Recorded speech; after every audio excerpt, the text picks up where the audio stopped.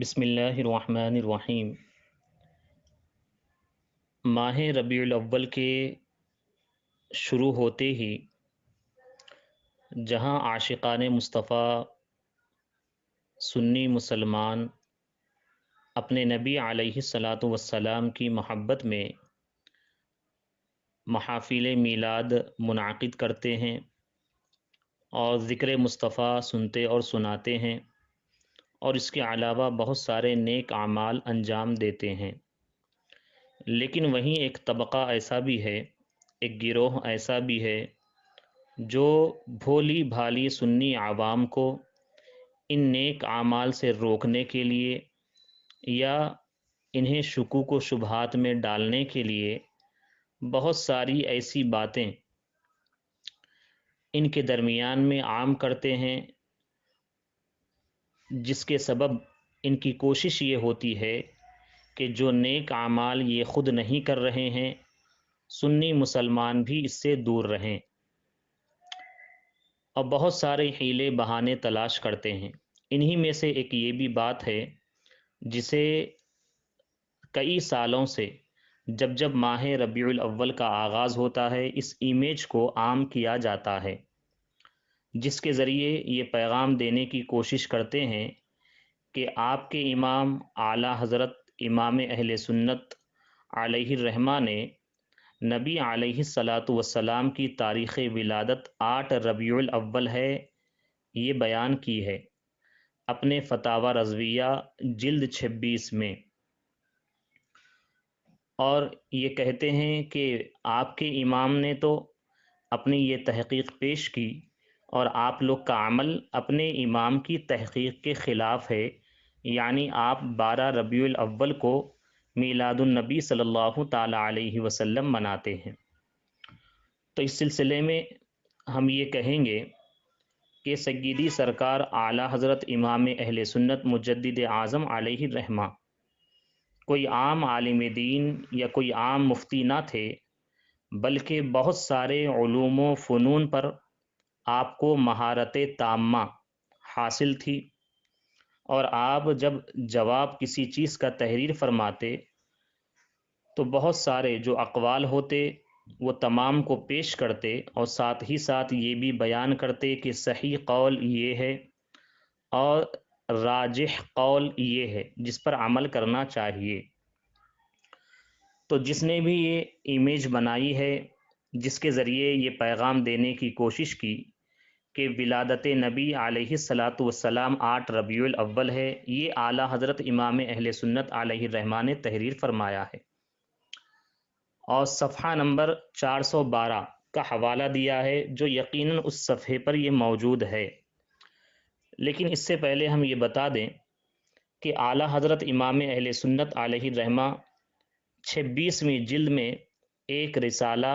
نبی کریم علیہ الصلاۃ والسلام کے ولادت و وصال کے تعلق سے تحریر فرماتے ہیں، اور اس میں آپ سے کئی سوالات کیے گئے، آپ نے ان کے جوابات دیے، اور جوابات دینے کا انداز کیا ہے آپ اس سے سمجھیں۔ ایک سوال یہ کیا گیا کہ مدت حمل شریف کس قدر تھی، تو آپ نے جواب دیا 10، 9، 7، 6 ماہ سب کچھ کہا گیا، اور صحیح 9 مہینے ہیں۔ اسی طریقے سے ایک سوال ہوا کہ کیا مہینہ تھا،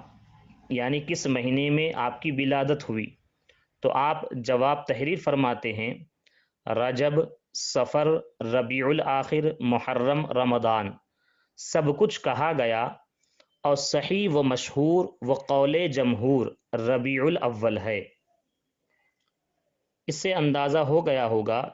کہ جتنے اقوال ہوتے ہیں آپ اسے بیان کرتے ہیں، لیکن صحیح اور قول جمہور کیا ہے اس کو آخر میں آپ بیان فرماتے، اور اس پر اپنے اعتماد کا اظہار بھی فرماتے۔ تو اسی طریقے سے صفحہ نمبر 12 کا حوالہ دیا ہے، تو یقیناً صفحہ نمبر 12 پر اعلیٰ حضرت امام اہل سنت مجدد اعظم علیہ الرحمہ کو چونکہ بہت سارے علوم و فنون پر دسترس رہی، علم توقیت، علم حیات، علم فلکیات اور اس کے علاوہ کئی ایک علوم ہیں۔ تو اس کی روشنی میں، ان علوم کی روشنی میں حساب کے مطابق آپ نے بیان فرمایا کہ 8 ربیع الاول یہ تاریخ ولادت بنتی ہے، لیکن ساتھ ہی ساتھ جہاں 8 فرمایا، اس کے علاوہ بھی جو تاریخیں پیش کی ہے اسے بھی بیان کیا، اور بیان کرنے کے بعد جو تاریخ راجح ہے، مشہور ہے، اسے آپ بیان فرماتے ہیں۔ سماعت کیجیے غور سے، یہ صفحہ نمبر 411 پر ہے۔ فائدہ ذکر ہوا اور وہاں پر آپ نے تحریر کیا، سائل نے فتاوی رضویہ جلد 26 صفحہ نمبر 11 فائدہ اس پر لکھا ہوا ہے۔ آپ تحریر فرماتے ہیں، سائل نے یہاں تاریخ سے سوال نہ کیا، اس میں اقوال بہت مختلف ہیں، یعنی تاریخ ولادت کیا ہے، اس میں اقوال بہت مختلف ہیں، 2،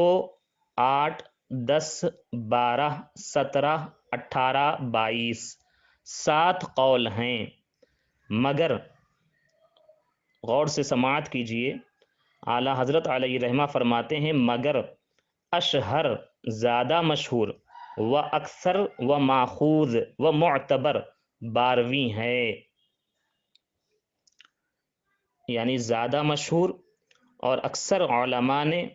جسے لیا ہے، جس پر اعتماد کیا ہے، جو قابل اعتبار ہے، وہ 12ویں ہے۔ اور آگے تحریر فرماتے ہیں، مکہ معظمہ میں ہمیشہ اسی تاریخ مکان مولد اقدس کی زیارت کرتے ہیں، جیسا کہ مواہب اور مدارج میں تحریر ہے، اور خاص اس مکان جنت نشان میں اسی تاریخ مجلس میلاد مقدس ہوتی ہے۔ اور اس کے علاوہ آگے آپ تحریر فرماتے ہیں کہ یہی جمہور کا قول ہے اور اسی پر اعتماد کرنا چاہیے، اور جسے مسلمان قبول کر لیں، اگرچہ وہ واقع کے مطابق نہ بھی ہو، لیکن اسی پر عمل کرنا بہترین ہے، اسی پر عمل کرنا چاہیے۔ تو یہ تمام تحریر سے معلوم یہ ہوتا ہے کہ اعلیٰ حضرت امام اہل سنت علیہ الرحمہ نے یہ تو بتایا حساب کی روشنی میں کہ 8 ربیع الاول یہ تاریخ ولادت بنتی ہے، لیکن عمل جو ہونا چاہیے، جس پر اعتماد ہے، جو زیادہ مشہور ہے، جو ماخوذ ہے، قابل اعتبار ہے، وہ 12ویں ہی ہے، اور اسی پر جمہور نے اتفاق کیا ہے، اسی کو اپنانا چاہیے۔ واللہ تعالی عالم۔ اب ایسے لوگ جو ہماری بھولی بھالی سنی عوام کو بہکانے کی کوشش کرتے یا ان کے دلوں میں شکوک و شبہات ڈالنے کی کوشش کرتے ہیں، تو ہم اپنی سنی عوام سے کہیں گے، آپ ایسوں کو ہمارے امام نے جو فرمایا ہے اسی پیغام کو سنا دیں۔ کیا ہے؟ حشر تک ڈالیں گے ہم پیدائش مولا کی دھوم، مثل فارس نجد کے قلعے گراتے جائیں گے، اور کہہ دیں خاک ہو جائیں عدو جل کر مگر ہم تو رضا، دم میں جب تک دم ہے ذکر ان کا سناتے جائیں گے۔